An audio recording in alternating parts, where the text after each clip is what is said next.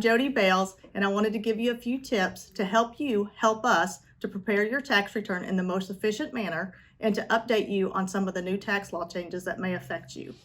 You may have received a stimulus check in 2020 or 2021, and although these are not taxable, we do need to reconcile them on your tax return to see if you may be eligible for additional stimulus money. We will also need to know any estimated tax payments that you may have made during 2020 and the dates that those were made.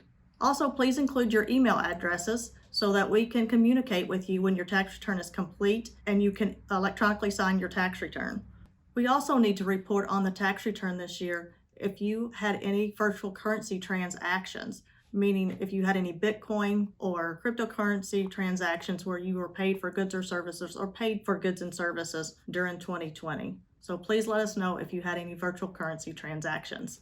As a reminder, S Corporation and Partnership tax returns are due March 15th, and individual and trust tax returns are due April 15th. So please get us your information as soon as possible.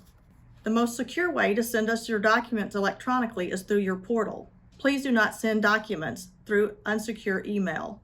It is best to send all of your documents at one time so that we know we have everything we need to prepare your return. We will be notified once your documents have been uploaded. Here's a link on a video on how to upload files if you need it. We also appreciate the old-fashioned way of dropping off and mailing us your documents. We have a mail slot in the northeast corner door for your use, or feel free to drop them off at our front lobby with our admin staff, Mark and Tamika. To help protect you and our staff, we ask that no more than 2 people be in our lobby at a time to maintain the proper social distancing. You can also call the office from our parking lot and we will come down and meet you. We also encourage phone or Zoom calls to discuss your tax returns or to review your return.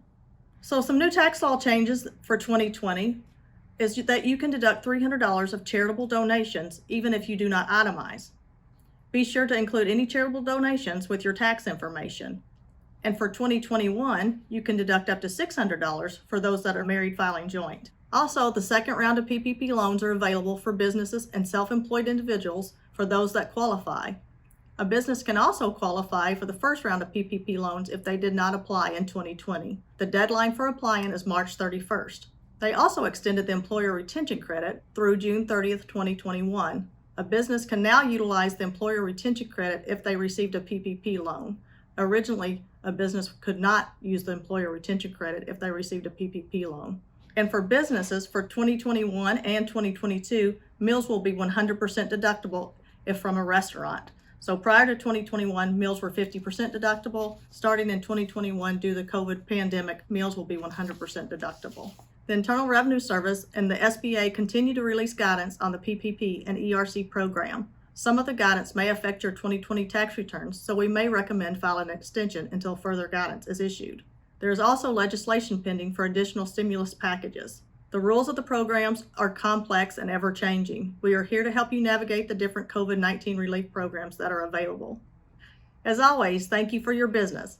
Please do not hesitate to call me or one of our team members if you have questions.